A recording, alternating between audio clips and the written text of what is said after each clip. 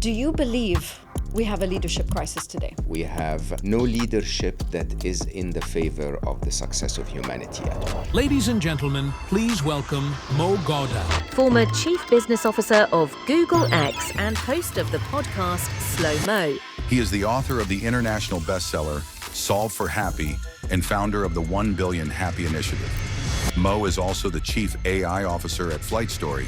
You mentioned first, being a good leader is at the most basic, being fair. I can't tell you how complex that is. If you're a very committed leader to being fair, the complexity at the top is enormous. As you got to being Chief Business Officer at Google X, so what was that shift for you? What made you leave? Let's say 2009, I think. This is when Larry Page came back as CEO. And the truth of the matter is that there's always a balance that tilts in an organization from People are after the paycheck. Once they get to the paycheck and they start working on the job that they have to do, they find that the job is actually depleting them rather than giving them energy. Welcome to Head of Hearts. Head of Hearts is a platform that sheds light on human-centric business leaders who are putting people first in the workplace. They are especially on a mission to transform organizations and create a new economy that thrives on conscious capitalism, compassionate leadership, and corporate happiness and well-being. My name is Karine, and I'm the host of Head of Hearts. And today, we begin our first episode with someone who is the chief of not just hearts, but the hearts of hearts. Mo. Thank you.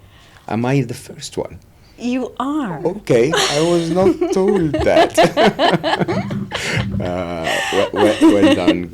I really think this is really worth doing. This is something that we need in the world. So, such an honor. Always a pleasure.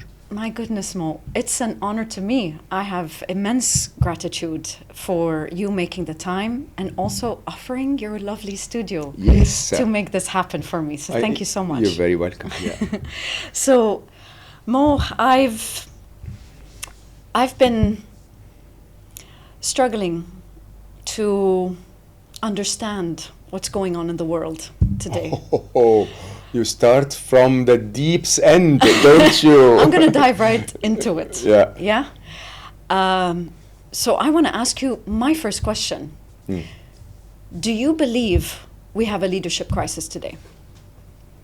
Do we have a leader? No, I don't think we have a leadership crisis. I think we have no leadership at all. I think we have...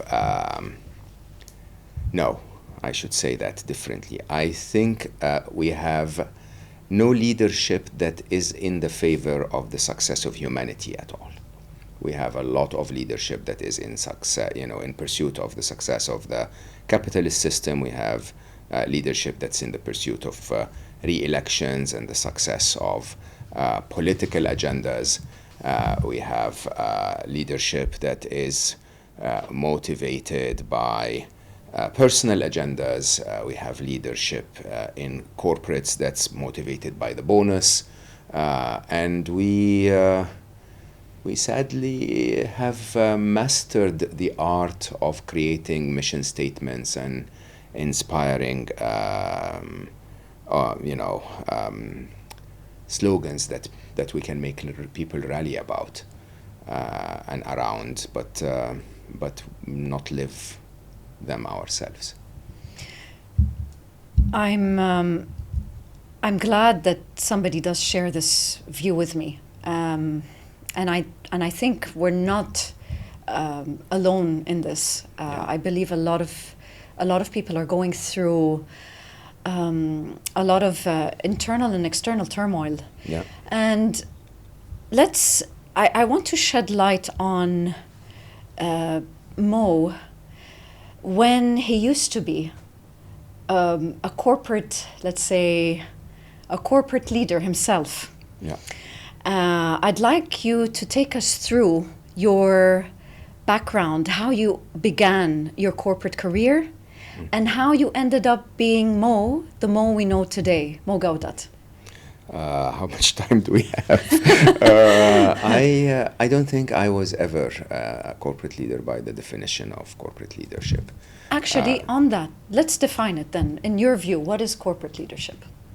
I think a leader of a corporation is responsible for shareholder value, or founder value, or whoever investor value. Sadly, at the expense of the market, and not necessarily, but at the priority as compared to the market and to the team. And I have to say I have quite a few brain defects, if you ask me, because I completely am convinced that the easiest way to achieve shareholder value is to actually be fair to the employees and to be crazy about the problems you're trying to solve, and committed to the people you're trying to solve them for. There is a lot of snake oil salespeople in the world, if I may say, and I think the whole idea of get rich fast has gained momentum very, very strongly. I'd probably say since Bill Gates and Microsoft set an example of how quickly enormous riches can be achieved, and as a result, there are quite a few schemes, I call them, where a corporate is established not to address any real problem, but really to either compete, weaken a competitive position, or an opposing competitive position, or to simply make money. And it's in a very interesting way that basically means that you have to run that corporation for the single objective of money. I found that to be quite superficial, is I think that the word. And I think my very first encounter with leadership, I was just turning 30. I became a manager of people when I was 26. But I was in the consumer goods business at the time, briefly for a couple of years.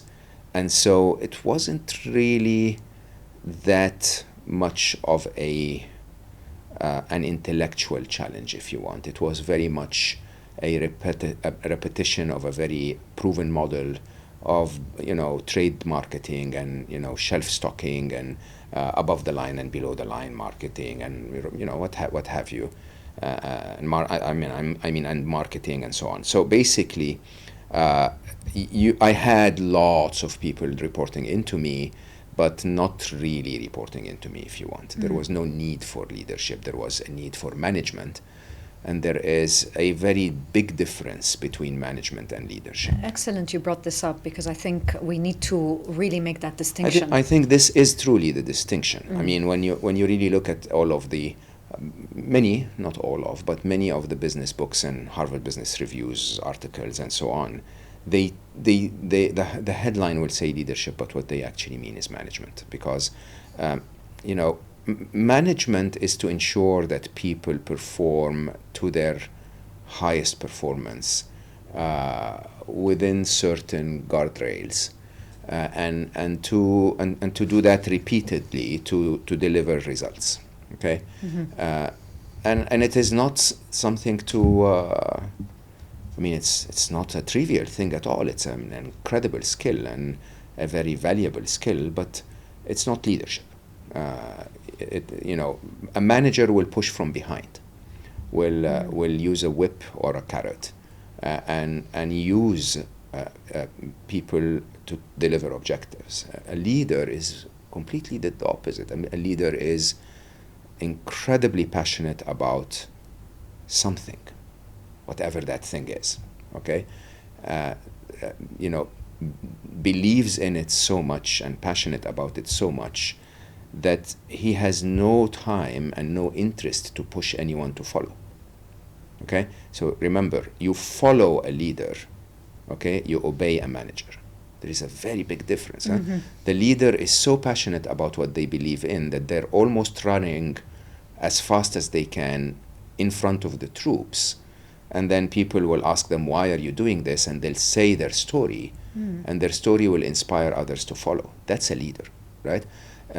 Does not push anyone to do anything. As a matter of fact, if you're a leader and you feel that you have to push people to follow your mission, then they haven't bought into your mission. Then they're not your people.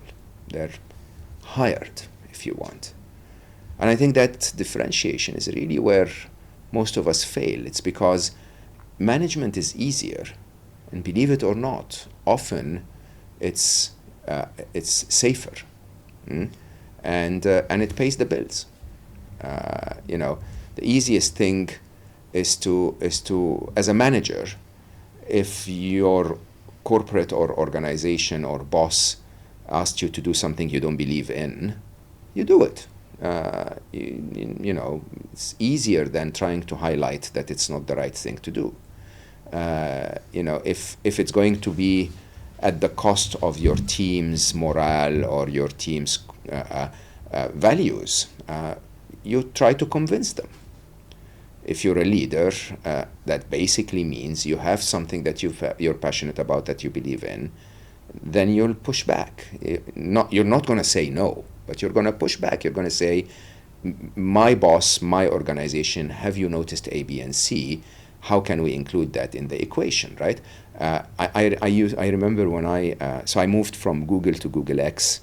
I ran Google for around 7 years, emerging markets in Google.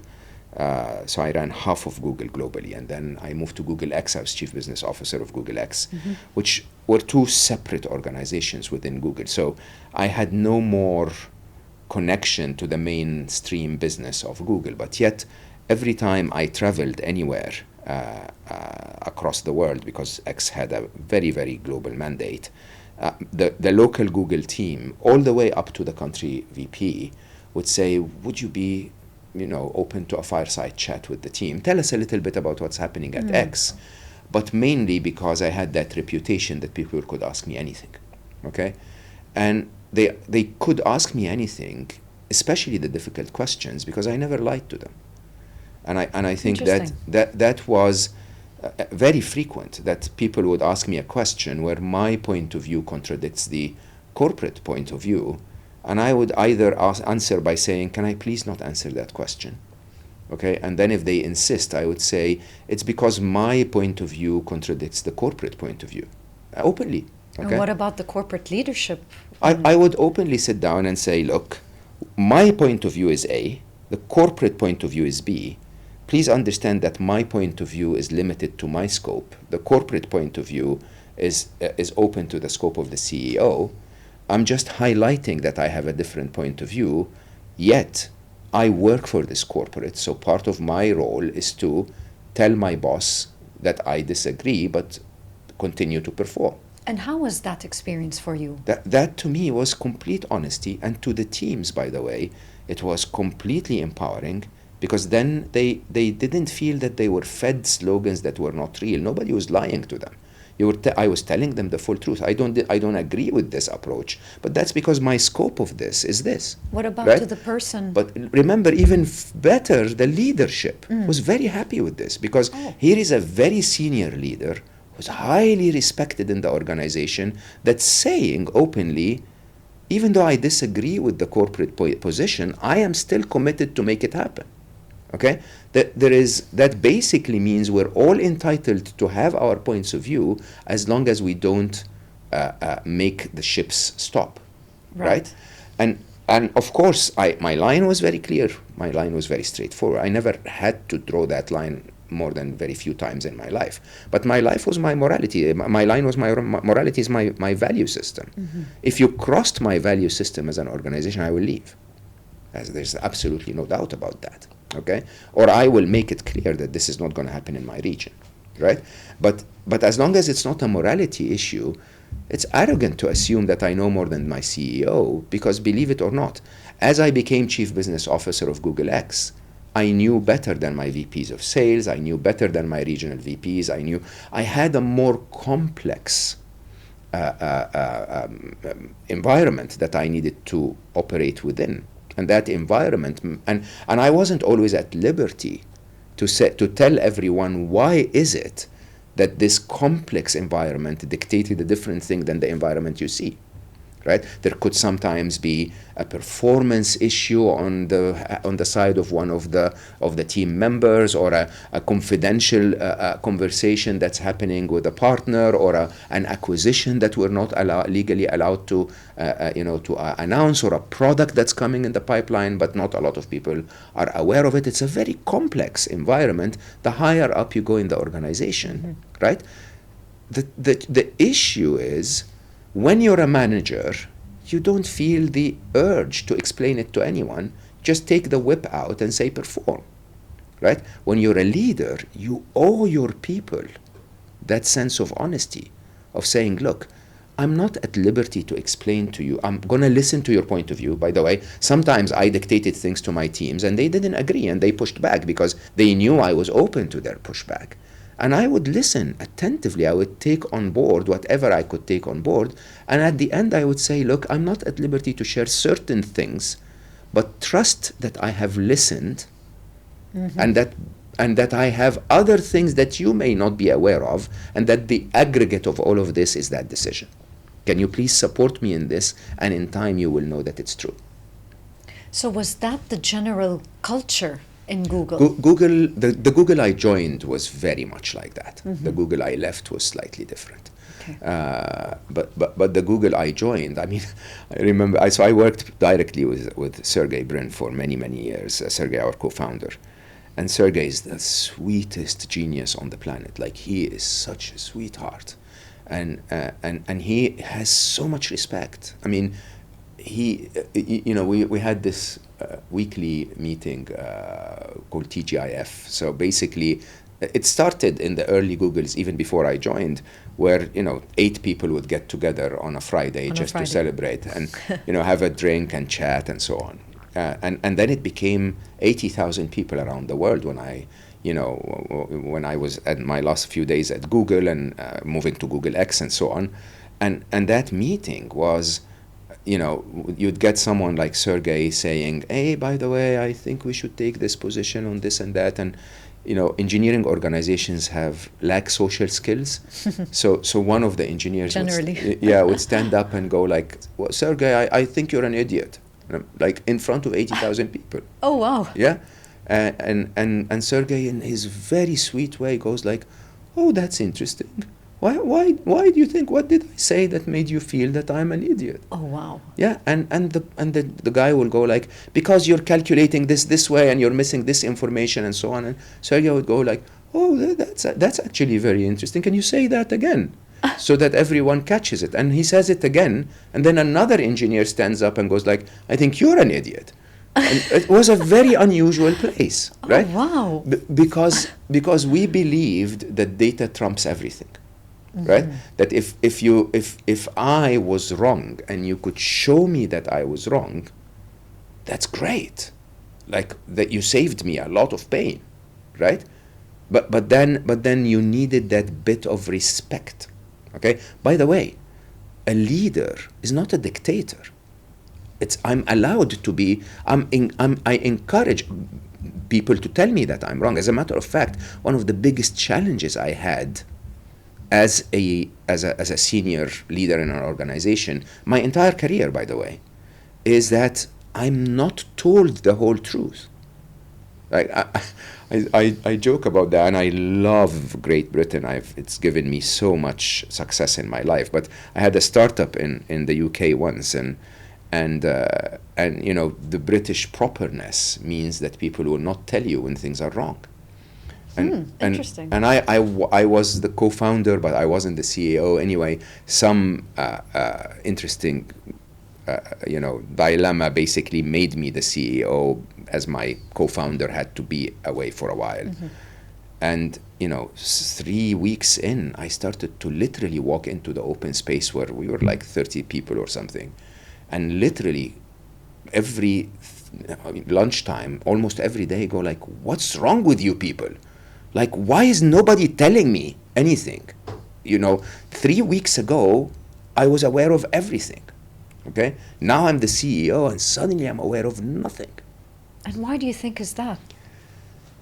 I think people basically, I don't know. I think people think that senior leaders are not human.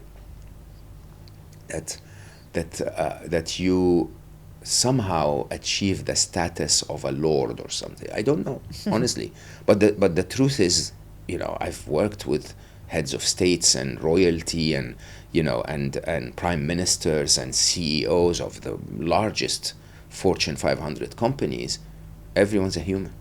Okay, I remember vividly. The big share of my work is on happiness, and Solve for Happy, my first book, was #2 in Korea for a very long time, and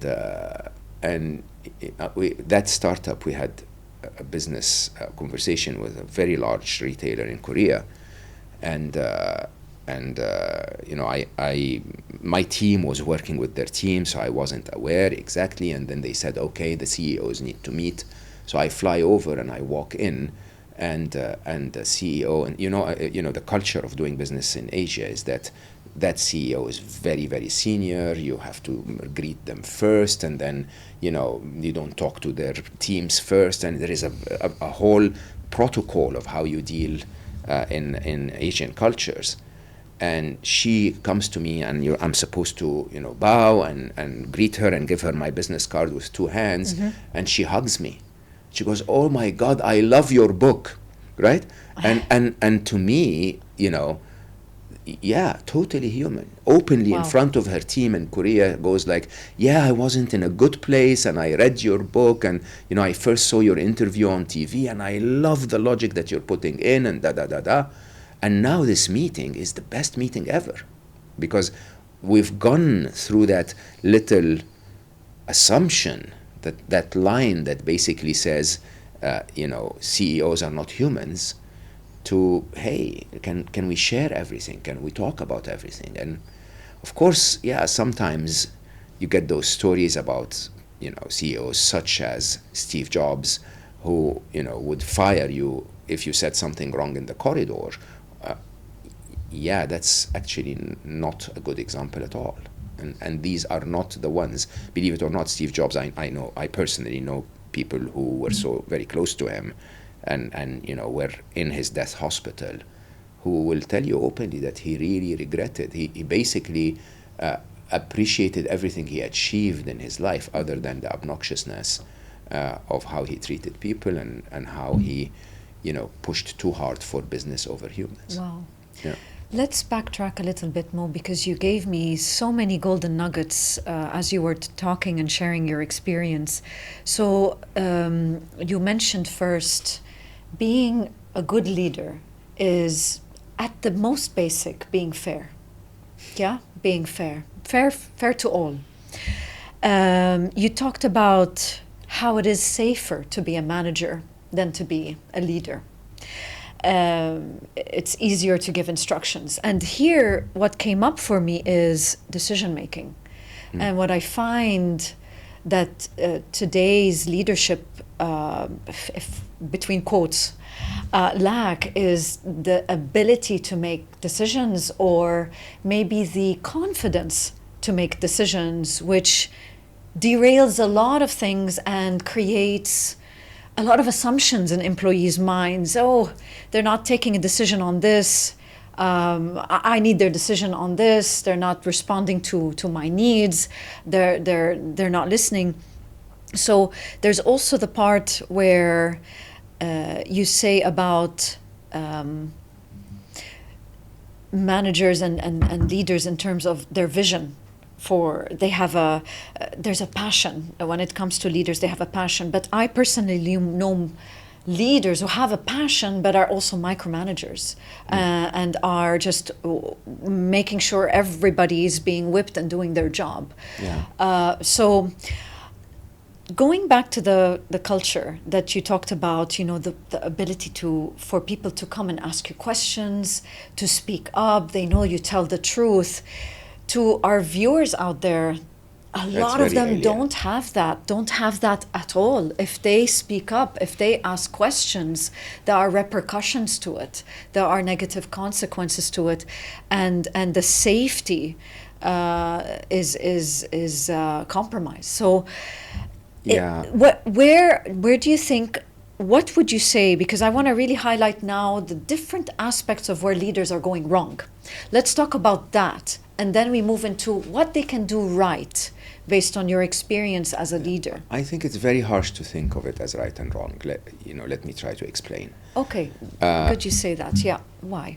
So you, one of your early statements is that it's the absolute responsibility of a leader to be fair.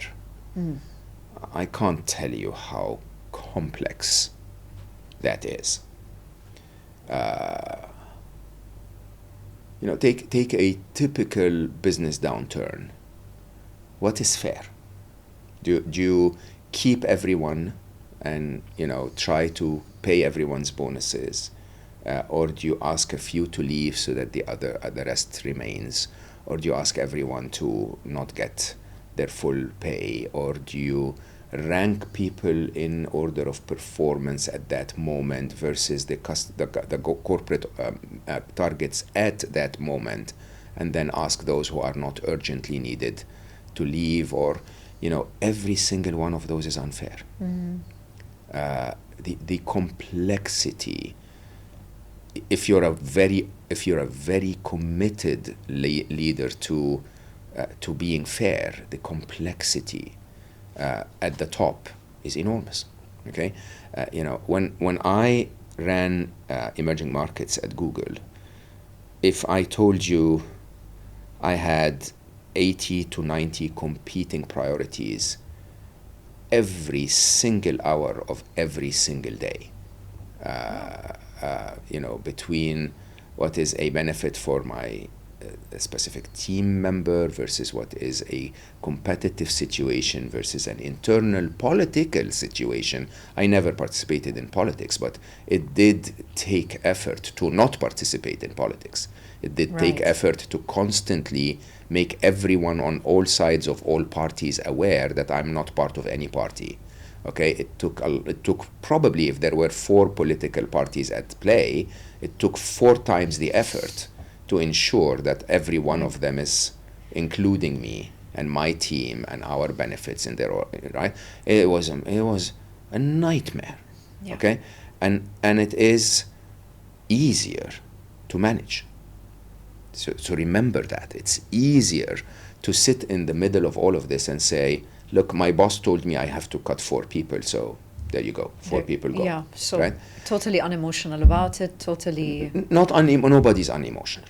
Nobody's unemotional. Interesting, okay. Yeah. But it is easier for you to give yourself the alibi of my boss said so. Okay?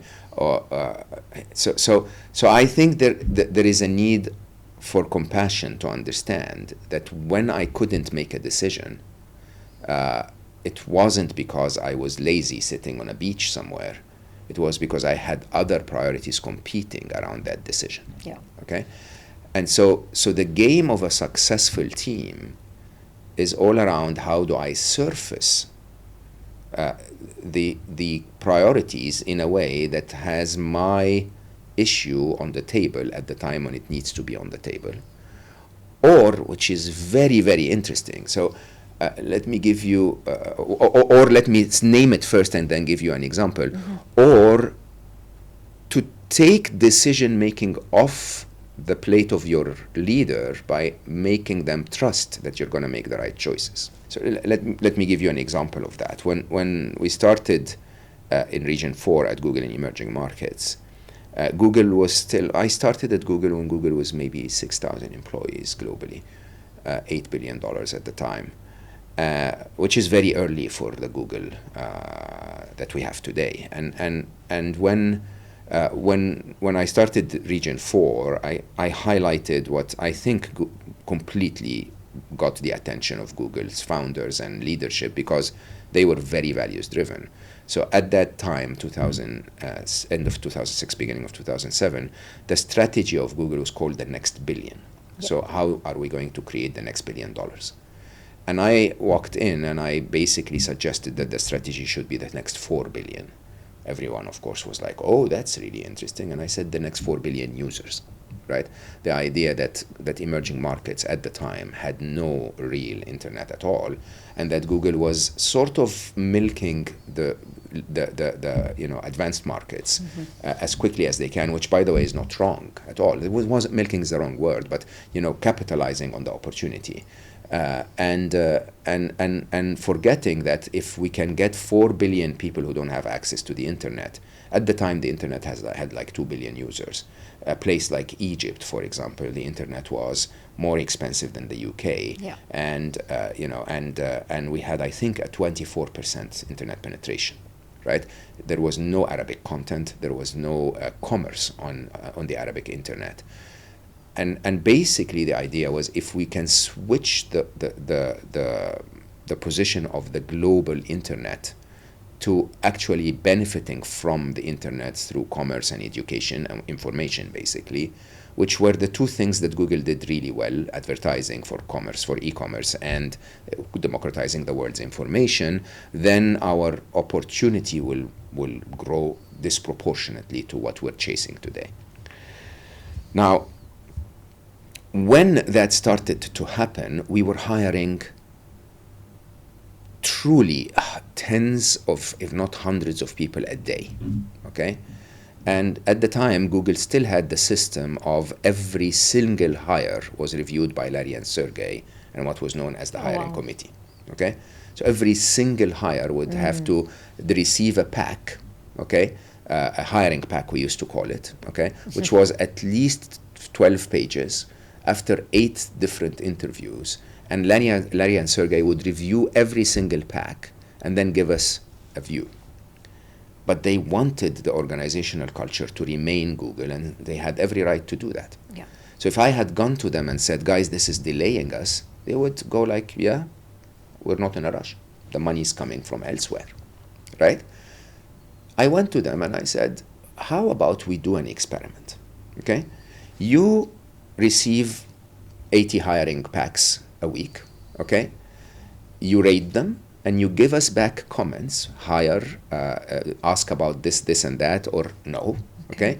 We also do it behind your back on those. I will form a hiring committee within my region and I will have them review the same 80, and then we compare the results, okay? If we consistently for the next 4 to 8 weeks come within 5% of your results, then we don't need your effort anymore. Right. We can prove to you that we will do it as well as you're doing it. Yeah, that we're capable of assessing it. And so for 8 weeks, we ran a parallel process. We matched them up to 4% difference. Oh, wow. And they completely delegated the hiring process to us. Okay. Right? And so we managed to start hiring very quickly without this, removing them from the cycle. We would actually go back to them on the ones that we want their opinion on, certain seniority and so on and so forth. So this is where the co-founders kind of removed their hand. Yeah, so this is where, so basically this is where we told them, your question was about not making decisions or delays in making decisions. Yes. We told them, we appreciate that you don't want to dilute the culture. Here is a solution for how we can make those decisions for you. And by the way, for the remainder of the first year, you can take any dips on any of our hiring decisions, right? Randomly, take 8 a week, okay? And see if your decision matches ours, okay? If your decision continues to match ours, then we're good, right? We're saving you the time that you need to put the decision-making cycles in other things, right? That kind of compassion is very different than leader bashing. Okay, right, because there is really, in reality, it's a very simple prisoner's dilemma. Yep. Your leader is either one that is incredible, which means they need your support, okay, or is a bag of shit, which means you need to leave, okay, and there's nothing in between. Oh, you think so? 100%. So your leader is either has the right intentions, not always the right bandwidth or the right skills, okay? Right skills is debatable, but even then, or they don't care. They don't have a mission, they don't have values, they don't have whatever, right? If they're the latter, take your time, 6, 8 weeks, 6 months, a year, 2 years, what doesn't matter, and leave.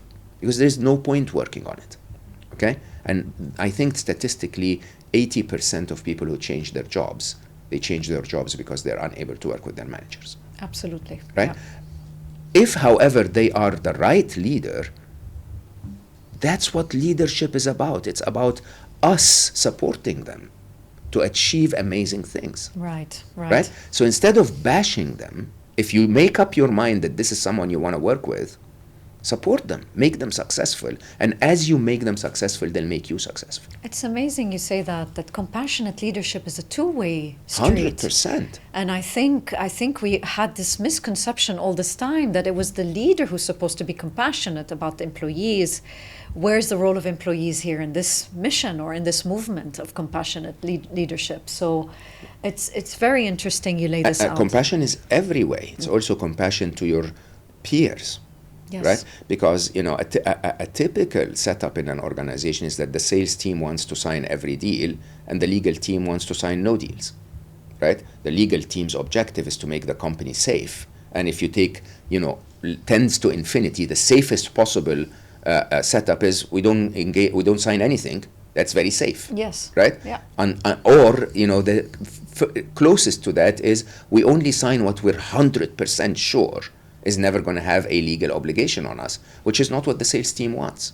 Yeah, so can we absolutely. have compassion between the two teams that basically says, I understand your objective, do you understand mine? Can we work together to find the midpoint, right? So here's the trick, and I say that with a ton of respect. I worked with some of the smartest human beings on the planet. I mean, Larry Page is by far the smartest thing I've ever seen, okay? Human or AI, equally, he is incredibly intelligent, like, you know, dwarfs my ability to make sense of anything. Yet, you know, when you really talk to people in the corridors, somehow humans have the ability to say, but I'm better than him. Okay? Somehow humans have that incredible ability to, you know, to be in a, haven't achieved much in your life at all, and yet bash those who did. Okay? You see Yep. that on social media Yes, all the time. all the time. It's quite Yeah. interesting, right? You know, you know, I get guests on my podcasts that are incredible figures that have changed the world. And, you know, I put short clips of them on my social media, and you get someone that simply goes like, you know, this is stupid. I'm like, seriously? Like, who are you to say that? What have you gone through in life to qualify to say that this person is stupid on the topic that they are the master of? Like, maybe they're stupid in other things, like they're not good cyclists, for example, and you're the best cyclist in your town. That's fair, right? Yep. But seriously? And I think within corporates, that pressure is really quite interesting. It goes two ways. And it is quite interesting because people will think that they're smarter than their bosses. And yes, they are in some things, but they are not in other things. And I think respect is probably the number one value that you need to deal in that setup. Of course, the culture, you said, at the time was really great when you were there in Google. Then as you got to being Chief Business Officer at Google X, and as you went higher up in the ladder of the Google corporate ladder, things got more complex. Yet the culture kind of maintained. So what was that shift for you, Mo? What made you leave? Oh, lots of reasons. So when you know, when we were in, let's say 2009, I think this is when Larry Page came back as CEO, and basically the big topic in the circles of the senior leaders was, we don't want to grow old and boring. Okay? The truth of the matter is that there's always a balance that tilts in an organization from being young and dynamic and adventurous, where there is a lot at risk.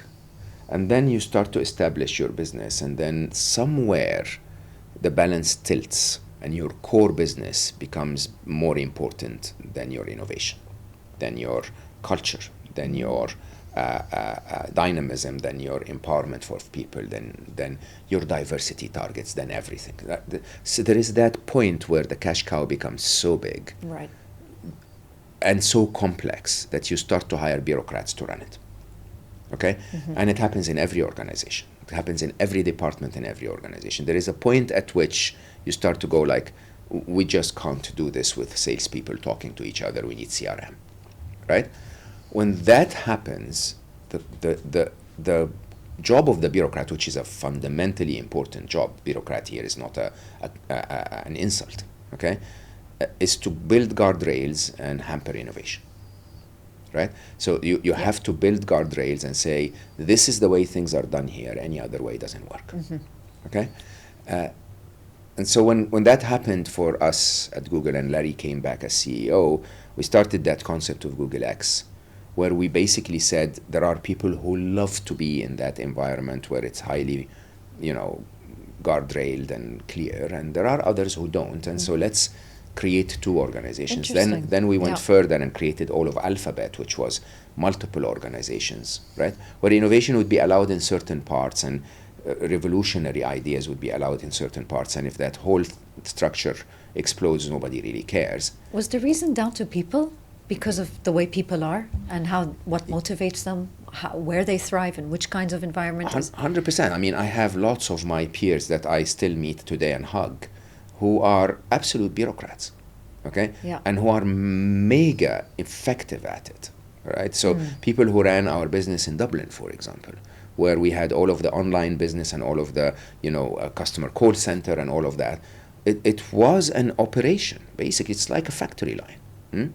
If someone like me who liked to experiment and try new things, and I didn't have a very clear decision-making structure, and I made decisions literally 6 a minute. Okay, many of them were $1 million or more.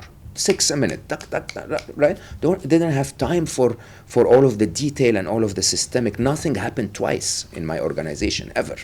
Okay, and you take me and put me in an organization where they tell me, look, okay, so now everything's going to be in CRM, and we're going to have a weekly revenue call, and on the or even a weekly revenue call there will be a template, and it's the same 6 slides every time, and and I at the end of that conversation I said, where is the gun? I need to kill myself. I can't do this. It's not me. Okay, not to say that those who did it were not incredibly valuable for the organization. It's just I'd die if you ask me to do this, right? And so by the way, Google owed me, not by then maybe 7 years of contribution to the company, and so they wouldn't suddenly fire me just because I'm not into bureaucracy, if you want, right? So that is a very dysfunctional setup. We have to respect Mo. We love Mo, but he doesn't want to do this, and he's not setting a great example, and so on. That's the worst thing you can ever do, right? The right thing is to say, so what does he love to do? Where in the organization does that fit? Okay, and who loves what he doesn't want to do, and how can we get them here? And I remember vividly, I went to my boss and I said, look, this is the end of the line for me. Let's take the next 6 months. We find someone, I train them, I hand over to them. I find something elsewhere in Google, and everything's fine. There's really no hard feelings, right? And I think that trick here is to say, companies change over time, and we don't change along with them as much as we would like to admit that we do. Like the typical, so at Google X, we sort of were in the constant spirit of starting startups, basically. Yeah. Okay? The founders of any idea we started were definitely not going to be the CEOs 2 years in. It's just a very different personality.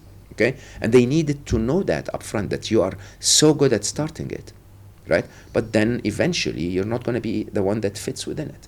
So one of the reasons why after 12 years at Google, I needed to leave was this was not for me anymore. It doesn't matter how much it paid me. It doesn't matter that glorious title and image. I walked in Silicon Valley like a celebrity. Like, he's the chief business officer of Google X. Can we ask you about innovation, right? Doesn't matter. Was making me not live true to my values. That's one. But of course, the other side, which you know very well, is I lost Ali, my son, in 2014, and then I wrote Solve for Happy. And Solve for Happy was a mega surprise for me. I'm like a corporate executive who spent my entire life, optimizing businesses, and I was very good at it, right? But I was miserable in my early years, and I found happiness, in my early 30s, and somehow my dysfunctional brain just saw it as a process. I could actually write it in a way that had an equation in it and a model, and that boomed. So by 2018, we had a mission to honor Ali that was 10 million happy, and we got to 10 million in 8 weeks. So you suddenly have to stop and go like, is selling another deal for Google more important, or this matters? So I, and the third, which I only started to talk about in 2021, even though the first video, if you actually remember, the first video I posted the day I left Google was from the World Happiness Summit in 2018 in Miami at the time.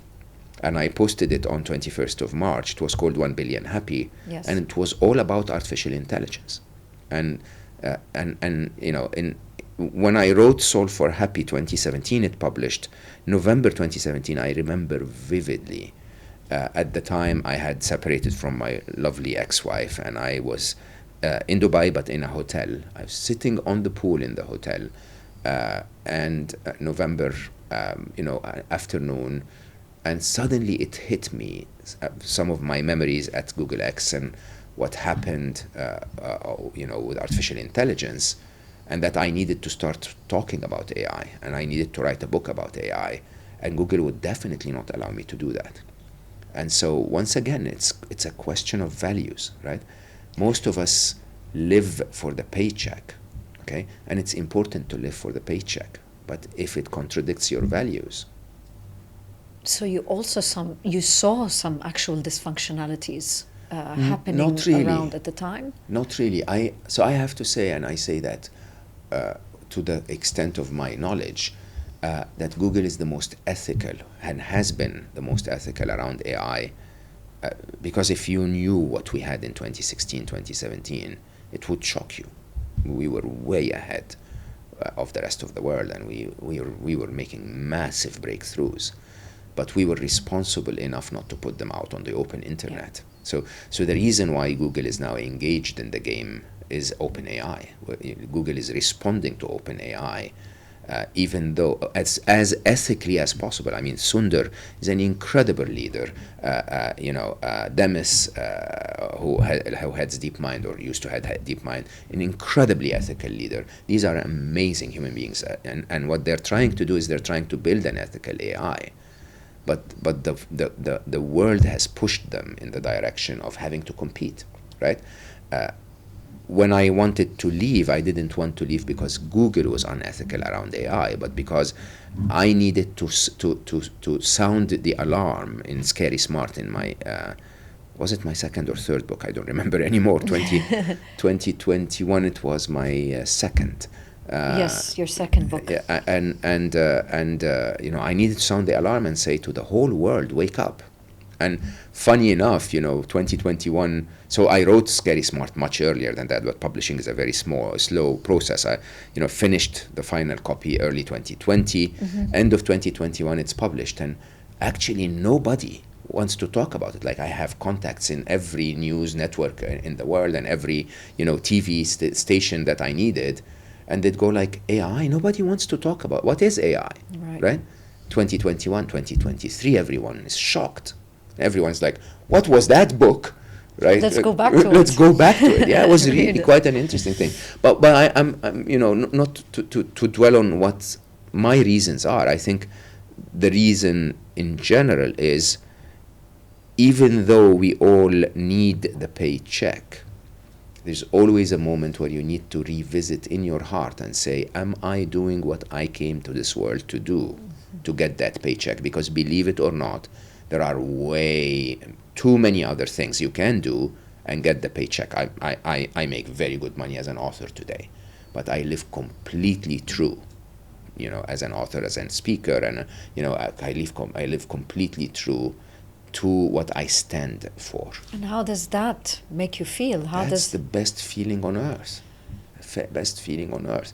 And there's a lot of people who would envy that and say, Mo, but you have the luxury of doing that, and it's because you don't need money. No, I'll tell you very openly, if you know my style of spending money, because I don't believe that money should be spent on luxury items, and I don't believe that money should be spent on further investments, and I don't believe that money should be spent on on showing off.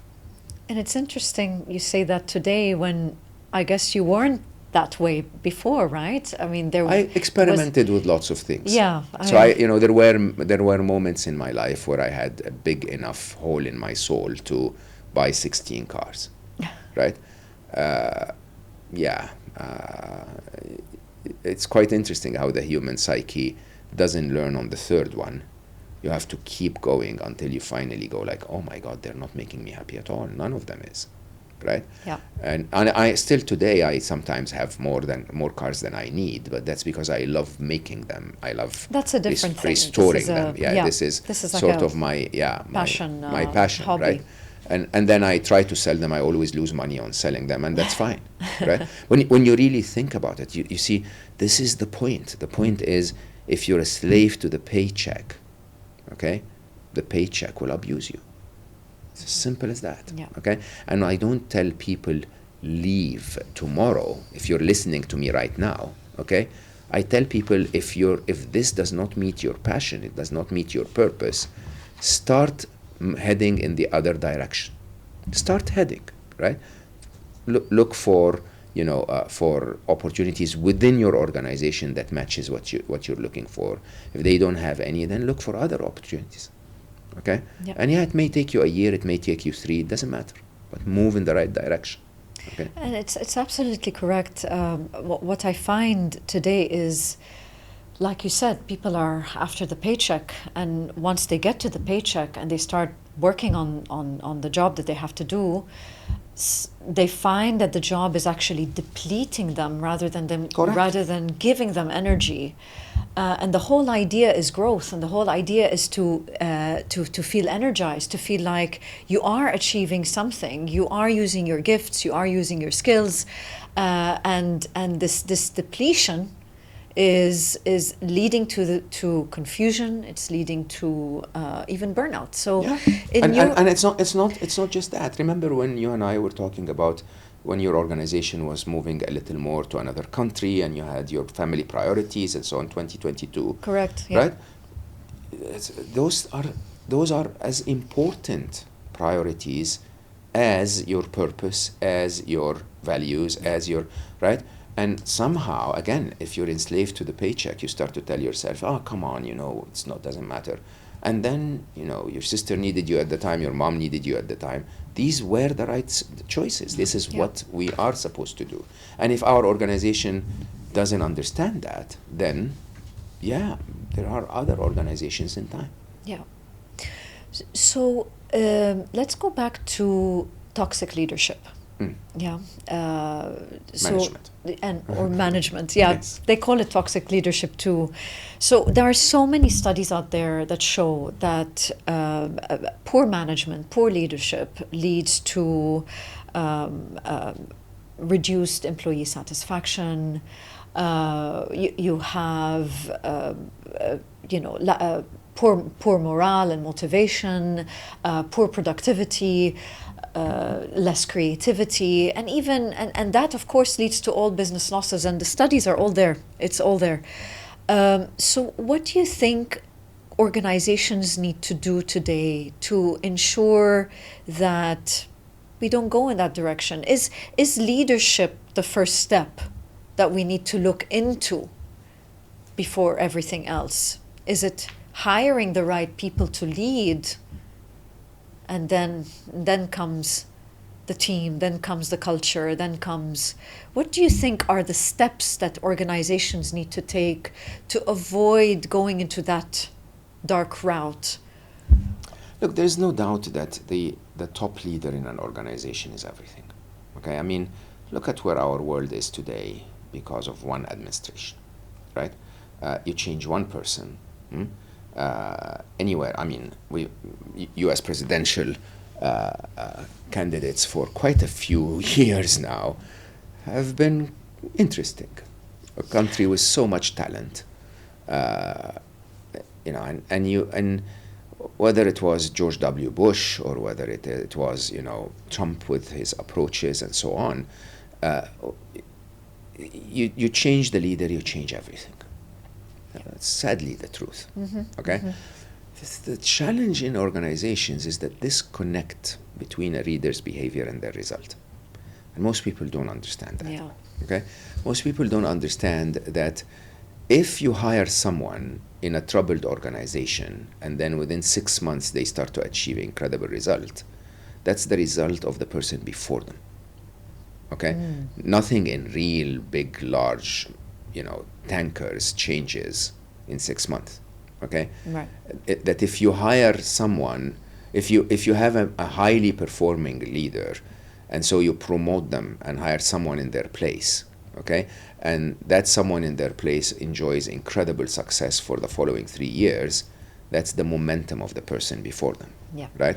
And that when those people, because they've performed for the next couple of years, get promoted and leave, and then a third person is hired, that the demise of that third person is not because they're not running it well, it's because they're inheriting a piece of shit. Right? And there are lots of complexities around. Sadly, the truth is, if any of my organizations lost its top star, okay, performer, it would continue to perform. Sadly, you upset the most valuable people, okay, and they leave, but no single person ever breaks an organization. If that was the case, then the organization wasn't designed correctly, right? Losing your top 10 performers still not going to kill you if you have 100 people working in the same job, right? But it's going to kill the business in the long run. In the long run, you take it as a leading indicator that this is really, something is wrong and all of the good ones are leaving, right? Where are they going? They're going to my competitor. We're in trouble, right? Now, the problem is if the top leader is not aware of all of that, the top leader is everything, sadly, okay? Which basically, once again, means in my mind that when you hire a top leader, you're hiring them. Who said that? I think the guy from GE, I don't remember, Jack Welch. That you hire people for 3 reasons: their intellectual horsepower, their energy, and their values. Right? If the third is wrong, the first 2 will kill you. Right? So if the values are wrong, the intellectual horsepower and energy will kill you. Okay? And the truth of the matter is that when you're hiring, sadly, most of the time we hire for skills and energy. Okay? Very interesting. And when you're about to give your entire organization, all of your teams, everything to someone, it's actually not the number one priority at all. So when we used to hire at Google, we had what we used to call Googliness and intellectual leadership, which were, believe it or not, 2 very interesting parameters when you're hiring. One was the fit of the person to the organizational value, and the other was intellectual leadership. Leadership was, can this person, and that intellectual leadership was when we hired, admin teams. There would be in that hiring report, okay, a bit about intellectual leadership, and like, why would you need leadership in your assistant's CV, right? Because everyone is supposed to convince others of things for the business to grow. There is intellectual leadership, there is process leadership, there is people leadership. There are so many types of leadership, but one of them is, can you actually stand for what you stand for? Can you make a case for what you need done? Can you communicate openly with others? Can you? And we don't hire that way, sadly, sometimes.